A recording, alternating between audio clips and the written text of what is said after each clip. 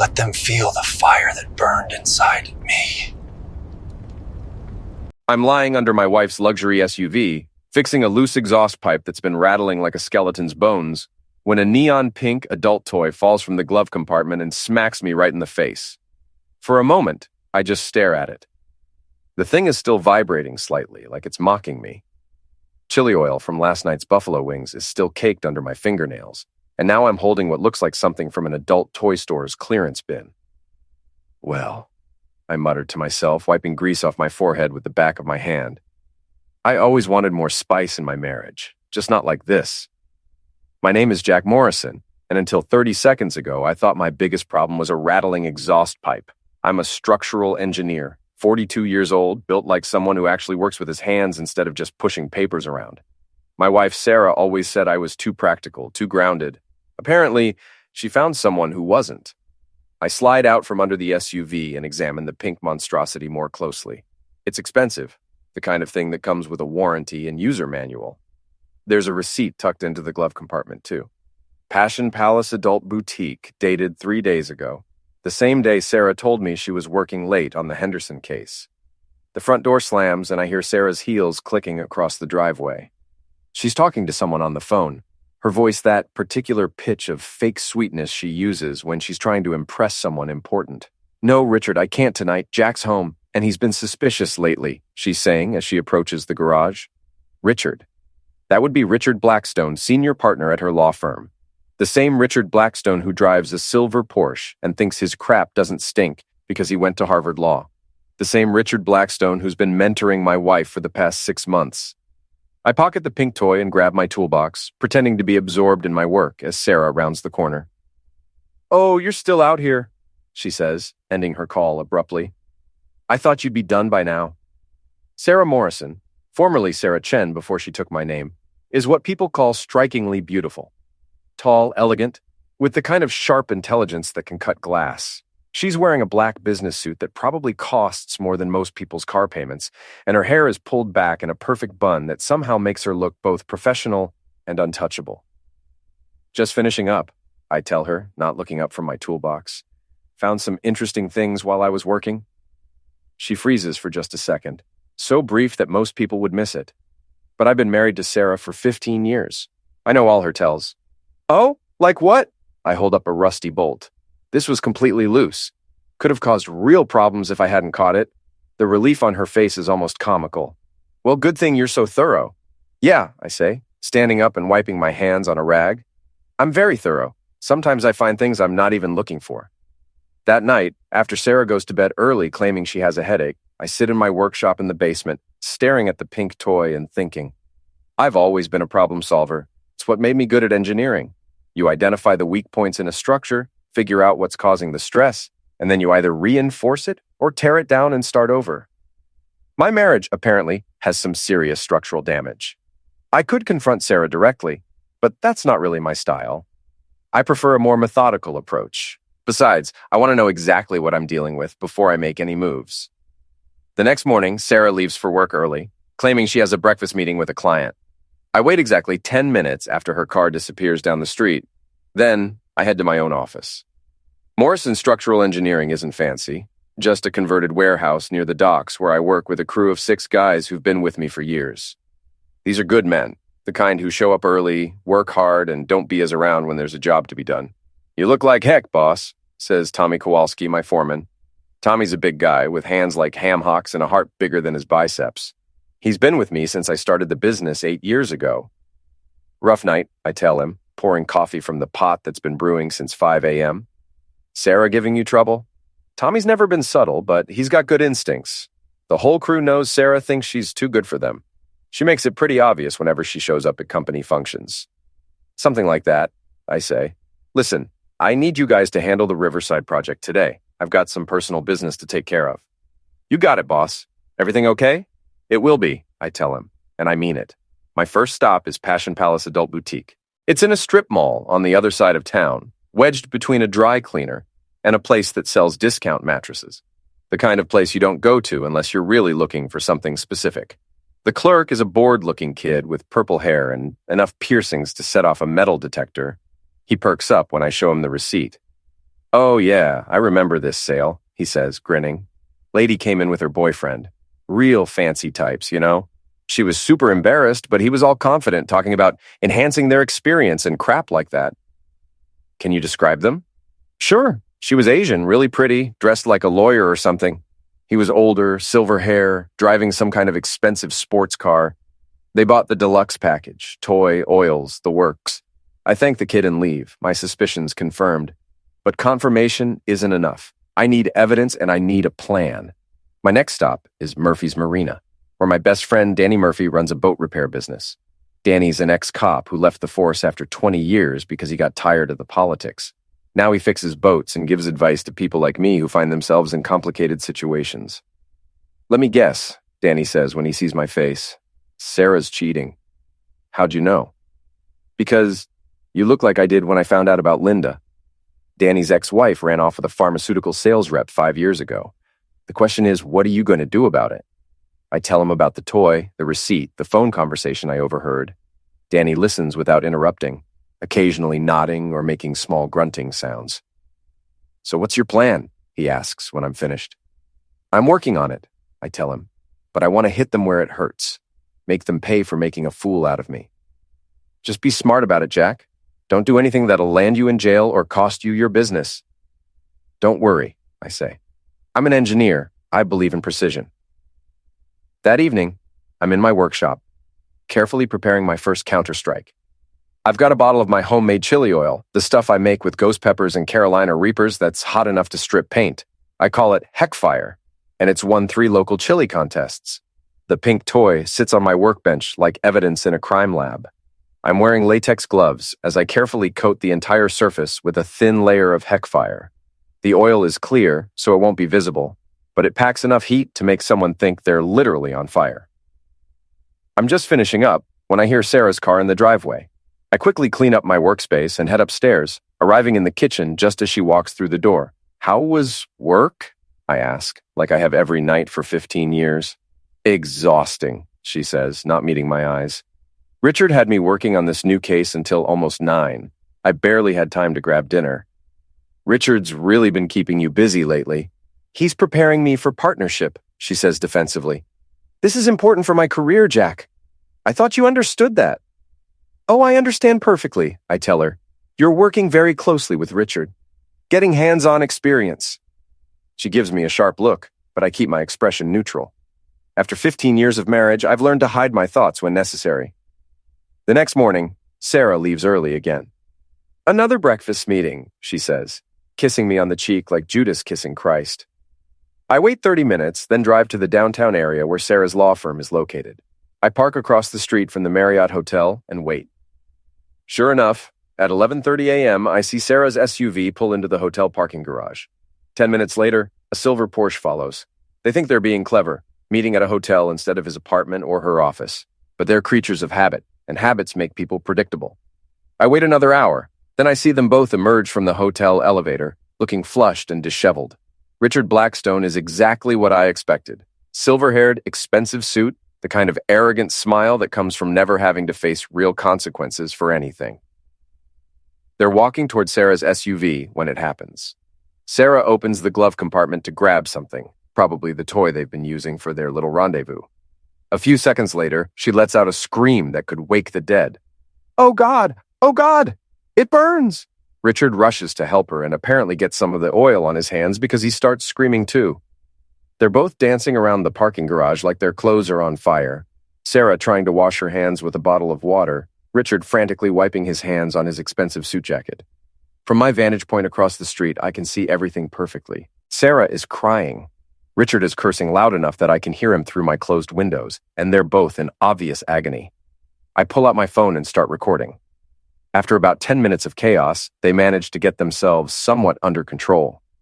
Sarah is leaning against her car, tears streaming down her face. Richard is pacing back and forth, his hands bright red. That's when I see someone else approaching them. It's Lisa Chen, Sarah's supposed best friend and maid of honor at our wedding. Lisa works as a paralegal at a different firm, but she and Sarah have been close since college. I watch as Lisa talks to them, clearly trying to figure out what happened. She's got her phone out, and from her body language, she seems more amused than concerned. Interesting. I start my truck and drive home, feeling satisfied with the first phase of my plan. But as I'm pulling into my driveway, my phone rings. Jack?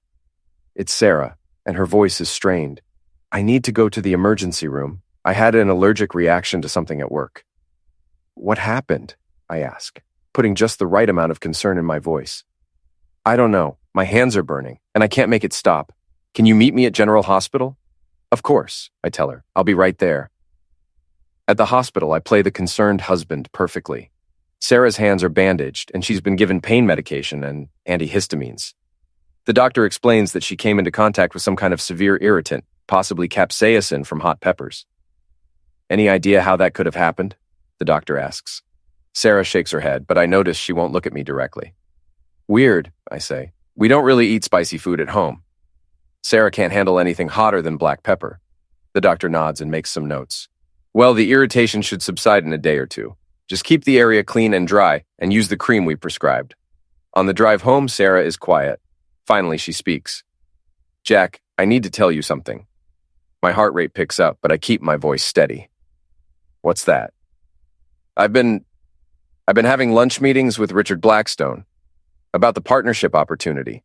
I know I should have told you, but I didn't want you to worry about me spending so much time with him. Lunch meetings, I repeat. Yes, and sometimes we meet at hotels because they have quiet conference rooms where we can work without interruption. I almost admire the smoothness of the lie. She's giving me just enough truth to seem honest while leaving out all the important parts. I appreciate you telling me, I say. I was starting to wonder why you were working so many extra hours. You were? Of course. We're married, Sarah. I notice when something's different. She reaches over and squeezes my arm with her uninjured hand. I love you, Jack. I hope you know that. I love you too, I tell her. And the sad thing is, part of me still means it. That night, after Sarah takes her pain medication and goes to bed, I sit in my workshop planning my next move. The chili oil was just the opening salvo. Now I need to escalate things. I pull out my laptop and start doing research. Richard Blackstone, senior partner at Blackstone, Martinez and Associates. Harvard Law School, class of 1985. Married to Margaret Blackstone for 23 years. 2 children in college. I wonder if Margaret knows about her husband's extracurricular activities. I also start researching Lisa Chen. Something about her reaction in the parking garage bothered me. She seemed too entertained by Sarah and Richard's predicament, like she knew more than she was letting on. Lisa Chen, paralegal at Hoffman and Associates. Single, never married. Lives in a downtown apartment that's probably too expensive for her salary. Has been Sarah's best friend since they met at State University 15 years ago. I'm about to close the laptop when I notice something interesting in Lisa's social media photos. In several recent pictures, she's wearing jewelry that looks expensive. Much more expensive than a paralegal should be able to afford. I make a note to look into that later. 3 days later, Sarah's hands have healed enough for her to go back to work. She's still being careful about what she touches, but the doctor said the worst of the irritation should be gone. I'm not done with my investigation, though. I've been doing more research on Richard Blackstone, and I've discovered some interesting things. His law firm has been struggling financially. They lost 2 major clients in the past year, and there are rumors that they might have to lay off staff. That explains why he's so interested in Sarah. She's one of the most successful attorneys in the city, with a client list that would make any firm salivate. If he can convince her to make partner and bring her clients with her, it could save his business. Of course, sleeping with her is probably just a bonus. I've also been tracking their movements. They meet at the Marriott every Tuesday and Thursday, always between 11:30 and 1 o'clock. They think they're being discreet, but they're as predictable as clockwork. Today is Thursday, and I'm parked in my usual spot across from the hotel. Right on schedule, Sarah's SUV pulls into the parking garage, followed by Richard's Porsche. But today, I'm not just watching. Today, I'm taking action. I wait until they've been inside for 30 minutes. Then I walk across the street and into the parking garage. I've got a small toolkit with me, nothing unusual for someone in my line of work. Richard's Porsche is parked in a corner spot, probably because he doesn't want anyone dinging his precious paint job. It's a beautiful car, I'll give him that. Silver, pristine condition, probably worth more than most people make in a year. I pull out a small screwdriver and get to work. Cheater's Paradise. I scratch into the paint on the driver's side door, making sure the letters are deep enough that they can't be buffed out. Then I move to the passenger side and add, property of a lying bastard. Next, I let the air out of all 4 tires, not slashing them. That would be vandalism.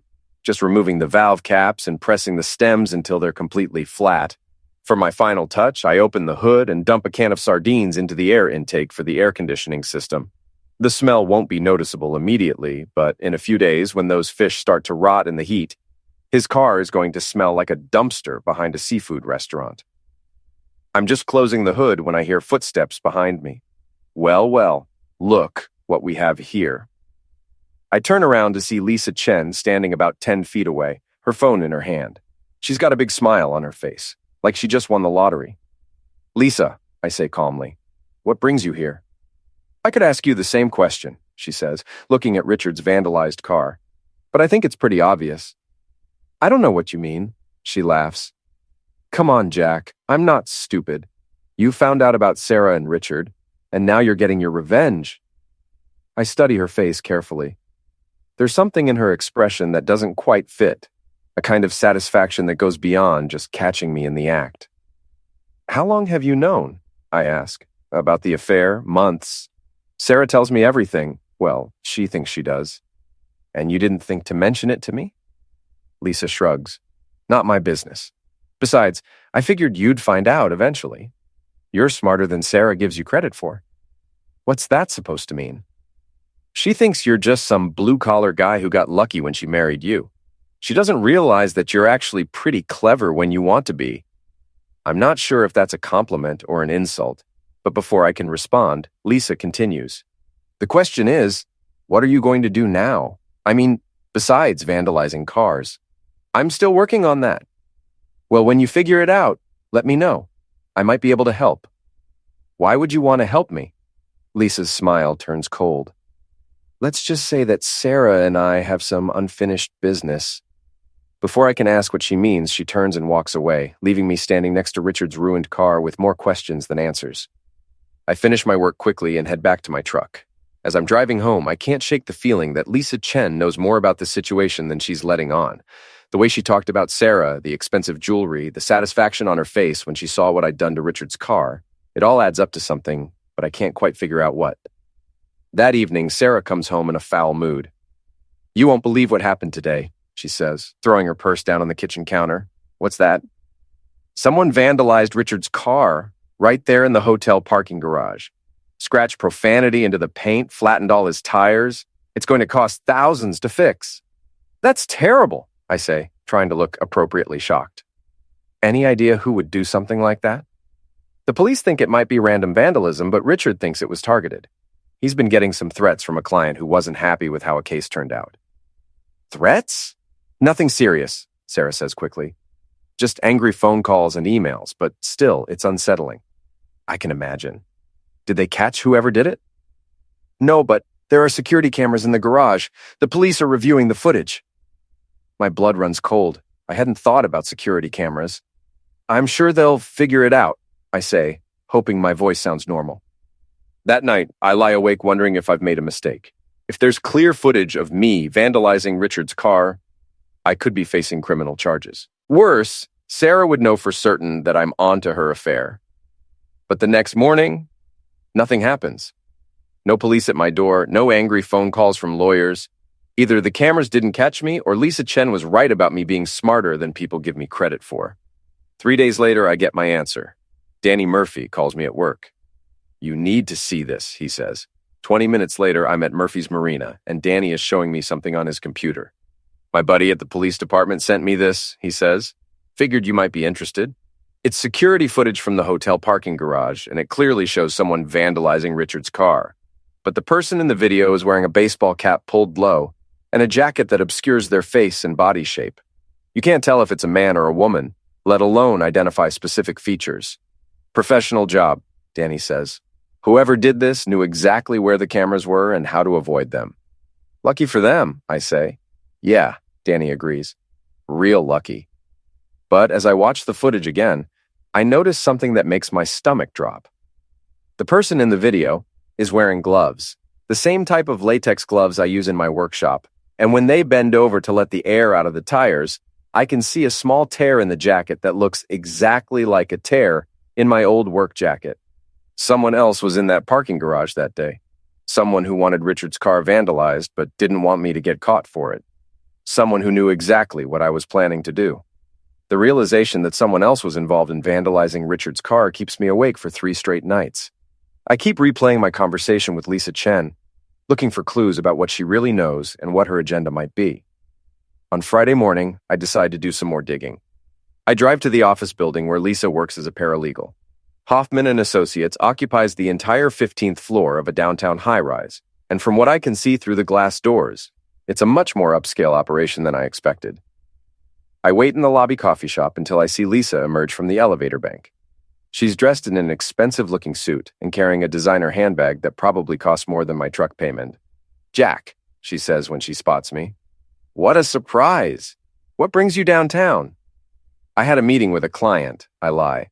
"Thought I'd grab some coffee before heading back to the office. Mind if I join you? I've got a few minutes before my next appointment." We sit at a small table near the window. Lisa orders a complicated coffee drink that costs more than most people spend on lunch, while I stick with black coffee. "So," she says, stirring her latte, "how are things at home? Sarah still dealing with that mysterious allergic reaction?" There's something in her tone that makes me suspicious. "She's fine. The doctor said it was probably contact with some kind of pepper extract." "Pepper extract?" Lisa repeats, smiling. "How strange. I mean, what are the odds of accidentally coming into contact with something like that?" "Pretty slim, I'd imagine. Unless someone put it there on purpose." We stare at each other for a long moment. Lisa's smile never wavers, but there's something predatory in her eyes. "That would be quite an accusation," I say finally. "I'm not accusing anyone of anything. I'm just saying that sometimes people get exactly what they deserve." "Is that so?" Lisa leans forward, lowering her voice. "Jack, can I be honest with you? Please." Sarah has been my best friend for 15 years, but she's not a good person. She's selfish, manipulative, and she thinks she's better than everyone else, including you. "Why are you telling me this?" "Because I think you deserve better, and because I think Sarah needs to learn that actions have consequences." "What kind of consequences?" Lisa glances around to make sure no one is listening, then pulls out her phone. She shows me a series of text messages between her and Sarah. "Lisa, you can't tell Jack about Richard. He wouldn't understand. Don't worry, your secret is safe with me. But you owe me for this." "What do you want?" "I'll let you know." I look up at Lisa. "You're blackmailing her." I prefer to think of it as collecting on a debt. Sarah has been using people her entire life. It's time someone used her for a change. "What kind of debt?" Lisa's expression hardens. "Do you remember your wedding? I was Sarah's maid of honor." "Of course." "Do you remember the speech I gave at the reception?" I think back 15 years. Lisa had given a toast about friendship and loyalty, about how Sarah was lucky to have found someone who loved her unconditionally. I remember, "What you don't know is that I was in love with you. Had been since the day Sarah introduced us. But she knew that, and she made sure to keep us apart. She was jealous and possessive, even though she didn't really want you herself." This is news to me. I'd always thought Lisa was just Sarah's friend, nothing more. I spent years watching her treat you like garbage while I had to pretend to be happy for her. Do you know what that was like? "Lisa, I had no idea." "Of course you didn't." Sarah made sure of that. "She told me that you thought I was annoying, that you only tolerated me because of her. She poisoned any chance we might have had." I'm starting to understand the dynamic here, but I'm not sure I like where this is heading. "So when I found out about the affair, I saw an opportunity," Lisa continues. "A chance to finally give Sarah what she deserves." "And what's that?" "Complete humiliation, public disgrace, the destruction of everything she's worked for. And you want me to help you. I want us to help each other. You get revenge on the woman who's been cheating on you, and I get revenge on the woman who's been manipulating both of us for 15 years. I sit back in my chair, processing this information. Lisa is clearly not the innocent bystander I thought she was. She's been planning this for a long time. "What exactly are you proposing?" Lisa smiles. "Sarah's firm is having their annual charity gala next Saturday night. It's a big deal. All the partners will be there, along with judges, politicians, and potential clients. Sarah is supposed to give a presentation about the firm's pro bono work." "Okay. What if, instead of talking about pro bono work, she ended up talking about her pro bono work with Richard's libido? You want me to sabotage her presentation?" I want you to expose her affair in the most public, humiliating way possible, in front of everyone who matters in her professional life. That would destroy her career. That's the point. I consider this. The idea of publicly humiliating Sarah is appealing, but something about Lisa's plan bothers me. What do you get out of this? I ask. Satisfaction, and maybe a chance to comfort you when it's all over. There it is. Lisa isn't just interested in revenge against Sarah. She's still interested in me. This whole thing is her way of trying to eliminate Sarah as competition. I need to think about it, I tell her. Don't think too long, Lisa says, standing up. The gala is next Saturday. If you want to make Sarah pay for what she's done, this is your chance. She leaves me sitting there with my coffee, wondering how my simple plan for revenge has gotten so complicated. That afternoon, I drive out to Murphy's Marina to talk to Danny. I need someone with a clear head to help me sort through this mess. So let me get this straight, Danny says, after I filled him in on my conversation with Lisa. Sarah's best friend has been in love with you for 15 years. She's been blackmailing Sarah about the affair, and now she wants you to help her destroy Sarah's career at some fancy lawyer party. That's about the size of it, and you're considering it. I'm considering my options. Danny shakes his head. Jack, you need to be very careful here. This Lisa woman sounds like she's got her own agenda, and it might not align with yours. What do you mean? Think about it. If she's been planning this for 15 years, what makes you think she's going to stop with Sarah? What happens after Sarah's career is destroyed and you're single again? You think Lisa is just going to ride off into the sunset? I hadn't thought about that, but Danny has a point. Lisa seems like the type of person who holds grudges for a long time. So what do you think I should do? I think you should handle this your own way without Lisa's help. You're smart enough to come up with your own plan. Any suggestions? Danny grins. Actually, yeah, I've got an idea that might interest you. Danny's idea is both simple and brilliant. Instead of trying to sabotage Sarah's presentation at the charity gala, he suggests I create my own public forum for exposing her affair. You know the city council meeting next Tuesday? He says. They're discussing the new waterfront development project. Your company submitted a bid for the structural engineering work, right? Right. Well, as a local business owner and concerned citizen, you have every right to address the council about the project. And if you happen to mention some personal struggles that have affected your ability to focus on work lately, well, that's just being honest with the taxpayers. I see where he's going with this. The city council meetings are broadcast live on local cable TV and streamed online. They're also attended by reporters from the local newspaper and radio stations. You think I should air my dirty laundry in front of the city council? I think you should tell your story in your own words, on your own terms. No manipulation from Lisa, no dependence on anyone else's agenda, just you, speaking truth to power. The more I think about it, the more I like the idea. It's public enough to be humiliating for Sarah and Richard, but it's also legitimate. I really am affected by the stress of my failing marriage. And it really could impact my ability to do good work on city projects. What about Sarah?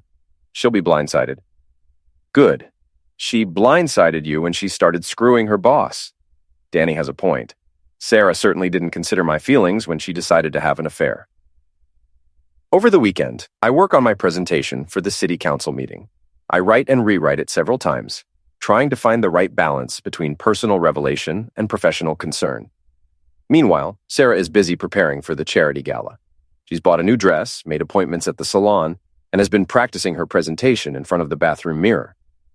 This could be the night that makes my career, she tells me on Sunday evening. If I impress the right people at this gala, I could have my pick of job offers. That's great, I tell her. I'm sure you'll do wonderfully. She gives me a suspicious look. You're being awfully supportive lately. Usually you complain when I have to work late or attend these kinds of events. I've been doing some thinking about our marriage, I say, which is technically true. I realize I haven't been as supportive of your career as I should have been. Really? Really? I want you to succeed, Sarah. I want you to get everything you deserve. She smiles and kisses me on the cheek. I love you, Jack. I love you too. I lie. Monday morning, I get a call from Lisa Chen. Have you thought about my proposal? She asks without preamble. I have. And I've decided to handle things my own way. There's a long pause. What does that mean? It means I don't need your help to deal with Sarah. Jack, you're making a mistake. This gala is the perfect opportunity to... Lisa, I appreciate your offer, but I'm not interested in your kind of help. My kind of help? What's that supposed to mean? It means I don't trust your motives. This isn't about justice or revenge for you. It's about settling an old score and getting something you want. And what's wrong with that? We both want the same thing. No, we don't. You want to destroy Sarah because you're jealous of her. I want to hold her accountable for betraying our marriage. Those are two very different things. You're being naive, Jack. Sarah doesn't deserve your consideration. Maybe not, but I deserve to handle this with some dignity. Lisa's voice turns cold. Fine, but don't come crying to me when your little plan backfires. She hangs up, and I have the distinct feeling I've just made an enemy. Tuesday evening arrives, and I'm sitting in the city council chambers, waiting for my turn to speak. The room is about half full, the usual mix of city employees, local business owners, and citizens with various axes to grind. Sarah doesn't know I'm here. She thinks I'm at home watching TV, just like every other Tuesday night. When my name is called, I walk to the podium and look out at the audience. There are 3 local news cameras recording, and I can see the red light on the streaming camera that broadcasts to the city's website. Good evening, I begin. My name is Jack Morrison, and I'm the owner of Morrison Structural Engineering. I'm here tonight to discuss the waterfront development project and my company's bid for the structural engineering work. I pause and take a deep breath. This is it, the point of no return. Before I talk about the project, though, I need to address something that's been affecting my ability to focus on work lately. As some of you may know, I've been married for 15 years to Sarah Morrison, who works as an attorney here in the city. I can see people in the audience starting to pay attention. This isn't the usual dry presentation about zoning variances and construction permits. Recently, I discovered that my wife has been having an affair with her boss, Richard Blackstone, senior partner at Blackstone. Martinez and Associates. They've been meeting at the downtown Marriott Hotel twice a week for the past several months. The room is dead silent now. Even the city council members are leaning forward in their seats. Now, you might wonder why I'm sharing this personal information at a city council meeting. The reason is simple. Trust and integrity matter, whether we're talking about marriage or municipal contracts. I pull out a folder and set it on the podium. When I submitted my bid for the waterfront project, I included references from previous clients, financial statements, and detailed plans for the work. Everything was transparent and honest, because that's how I do business. I looked directly into the main news camera. I believe the citizens of this city deserve the same level of honesty from everyone who works here, whether they're contractors like me or attorneys who represent the city in legal matters. I can see the implications sinking in. Sarah's firm does handle some legal work for the city, and Richard Blackstone has appeared before this very council on several occasions. I'm not asking for sympathy or special consideration. I'm simply asking that when you evaluate bids and choose contractors, you remember that character matters, integrity matters, and when someone shows you who they really are, you should believe them. I gather up my folder and step back from the podium. Thank you for your time. The room erupts in murmurs and whispered conversations as I walk back to my seat. I can see people pulling out their phones, probably to text or call friends about what they just witnessed. Mission accomplished. By Wednesday morning, the video of my city council speech has been viewed over 50,000 times on the city's website and YouTube. The local newspaper has picked up the story, and 2 radio stations have played excerpts during their morning shows. My phone starts ringing at 6 a.m. and doesn't stop. The first call is from Tommy Kowalski. Boss, have you seen the news? What about it? You're famous, man. They're calling you the truth-telling husband on the radio. Social media is going crazy. The second call is from a reporter at the newspaper wanting to do a follow-up interview. I politely decline. The third call is from Danny Murphy. Holy crap, Jack, you really did it. Yeah, I did. How do you feel? Honestly, pretty good. The fourth call is from a number I don't recognize. Mr. Morrison, this is Margaret Blackstone, Richard's wife. I think we need to talk. Margaret Blackstone turns out to be a formidable woman in her early 50s, with silver hair and the kind of quiet dignity that comes from dealing with difficult situations for a long time. We meet at a coffee shop downtown, far from the legal district where either of our spouses might see us. I want you to know that I'm not surprised by what you revealed last night, she says without preamble. Richard has had affairs before. This is just the first time it's been made public. I'm sorry, I tell her. I know this must be difficult for you. Actually, it's liberating. I've been waiting for an excuse to leave him for years. Your little speech just gave me the ammunition I needed. She slides a manila envelope across the table. What's this? Financial records. Richard has been embezzling from the firm's client trust account to pay for his affairs. Hotel rooms, gifts, expensive dinners. He thought I didn't know, but I've been documenting everything for months. I open the envelope and scan the documents. There are bank statements, credit card bills, and what looks like a private investigator's report. Why are you giving me this? Because Richard destroyed your marriage, and he's been stealing from people who trusted him. I think both of those things should have consequences. What kind of consequences? Margaret smiles, and for the first time, I see steel in her eyes. I'm filing for divorce this afternoon. I'm also turning these financial records over to the State Bar Association and the District Attorney's Office. Richard's career is about to implode. And Sarah? That's up to you. But if I were you, I'd make sure she understands that her association with Richard is going to cost her everything she's worked for. That evening, Sarah finally comes home. She's been avoiding me since my city council speech, probably trying to figure out how to handle the situation.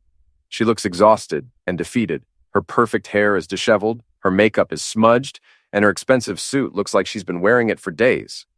We need to talk, she says. I figured we might.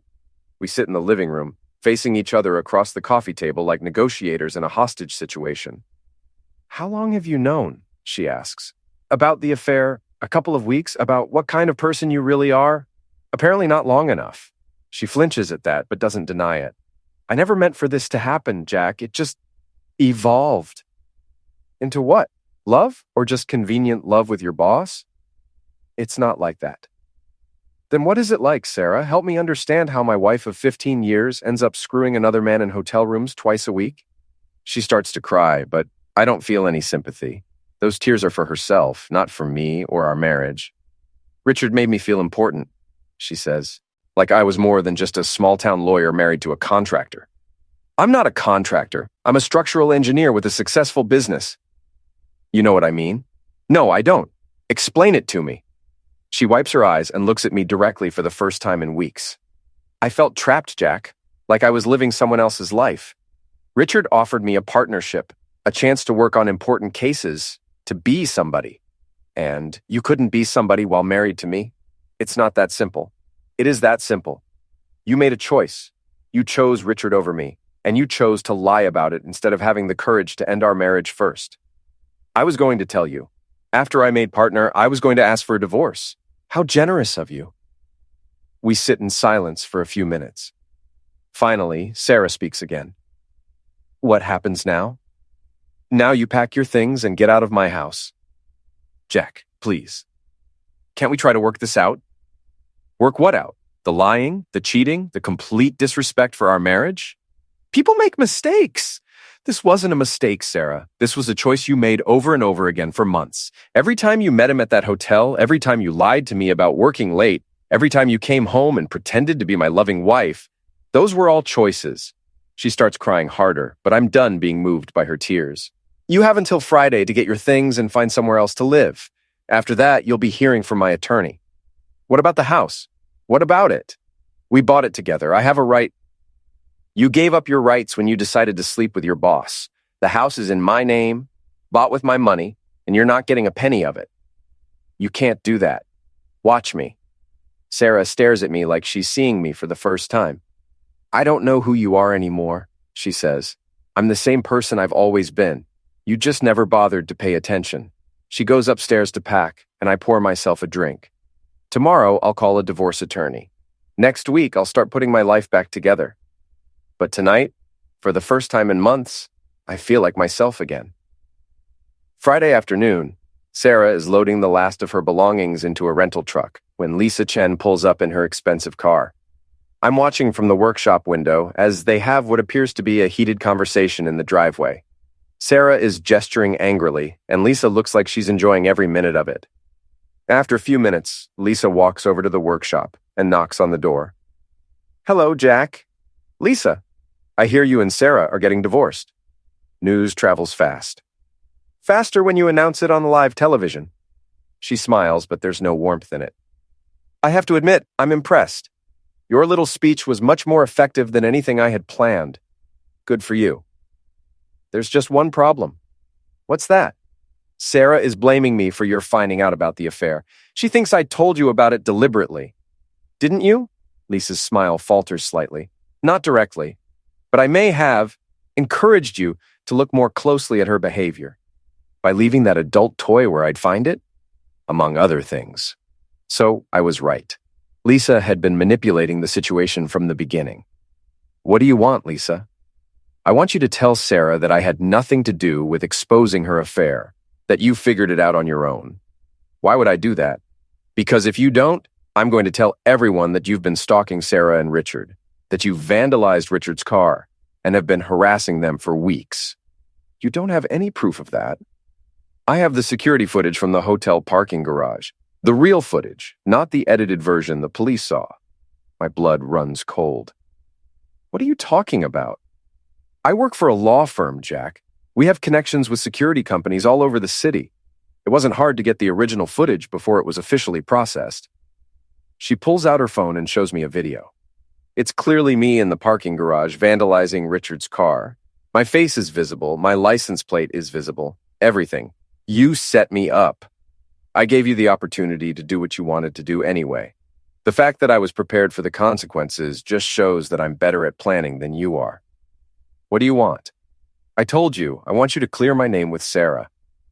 And if I don't, then this video goes to the police, to Richard's insurance company, and to every news outlet that's been covering your story. Instead of being the truth-telling husband, you'll be the stalker husband who committed vandalism. I stare at her, finally understanding the full scope of her manipulation. She's been playing chess while I've been playing checkers. You've been planning this for a long time, haven't you? 15 years, she admits, ever since your wedding day. What happened to you, Lisa? You used to be a decent person. I grew up. I realized that decent people finish last, and I decided I didn't want to be last anymore. So you destroyed 2 marriages to get what you want? I didn't destroy anything, I just revealed what was already broken. Before I can respond, Sarah walks over to us. Are you 2 finished? She asks. I'd like to get out of here. Actually, Lisa says, Jack has something he wants to tell you. Sarah looks at me expectantly. I have a choice to make. Protect myself by giving Lisa what she wants, or tell the truth and face the consequences. I think about the past few weeks, about all the lies and manipulation and games. I think about the man I used to be and the man I want to be going forward. Sarah, I say, Lisa has been manipulating both of us from the beginning. She's the one who made sure I found out about your affair, and she's been blackmailing you about it. Sarah's eyes widen. What? She's also been recording our conversations and taking pictures. She's got evidence of things I've done that could get me in trouble, and she's been using that to try to control the situation. Lisa's face goes white. Jack, you're making a mistake. Maybe, but I'm tired of being manipulated by people I trusted. I turn to Sarah. I'm not asking for forgiveness, and I'm not trying to save our marriage. It's too late for that. But I thought you should know the truth about your best friend.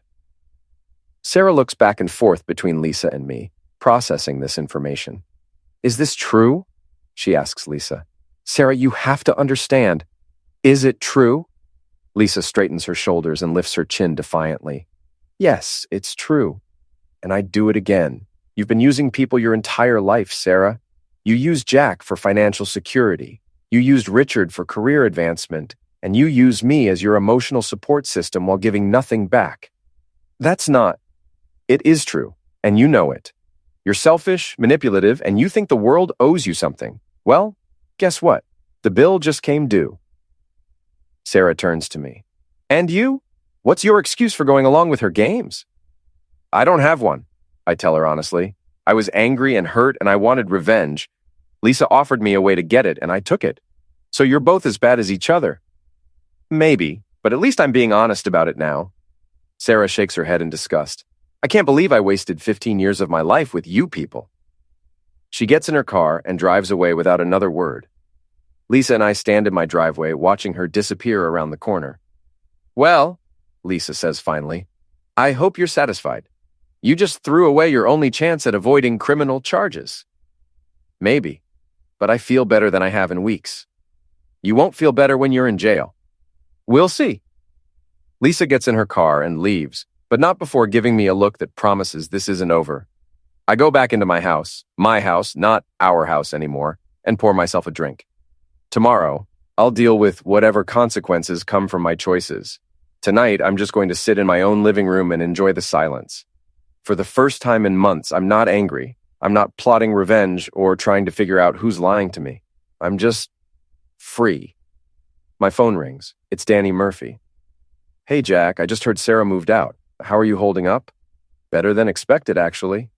Good. Listen, I've got some news that might interest you. What's that? Richard Blackstone was arrested this afternoon. Embezzlement, fraud, theft from client accounts. Apparently his wife turned over a bunch of evidence to the DA. Really? Yeah. And get this. The State Bar Association has opened an investigation into his firm's practices. Word is they might lose their license to practice law. What about Sarah? She wasn't involved in the financial stuff, but her association with Richard isn't going to do her career any favors. I heard she's already been let go from 2 job interviews. I should feel satisfaction at this news, but mostly I just feel tired. Jack, you still there? Yeah, I'm here. This is good news, right? They're getting what they deserve. I suppose they are. You don't sound happy about it. I'm not unhappy. I'm just done, you know? I don't want to think about Sarah or Richard or any of this anymore. I just want to move on. That's probably the healthiest attitude you could have. Yeah, well, it only took me 15 years to figure it out. Danny laughs. Better late than never. After I hang up, I sit in my recliner and think about the future. I'm 42 years old, divorced, and free to do whatever I want with my life. It's terrifying and exhilarating at the same time. My business is doing well, I have good friends, and I have a house that's finally mine alone. Maybe that's enough for now. The doorbell rings, interrupting my thoughts. I open it to find a police officer standing on my porch. Mr. Morrison, I'm Officer Martinez. I need to ask you some questions about an incident involving a vandalized vehicle. So Lisa made good on her threat after all. Of course, I tell him. Come in. As I lead him to the living room, I realize I'm not scared or angry. I made my choices, and now I'll face the consequences. For the first time in years, that feels like progress. Can I offer you some coffee, Officer Martinez? That would be great. Thank you. As I pour the coffee, I think about how I'll explain everything to him. The truth, the whole truth, and nothing but the truth. It's the least I can do for myself, and maybe finally it's enough.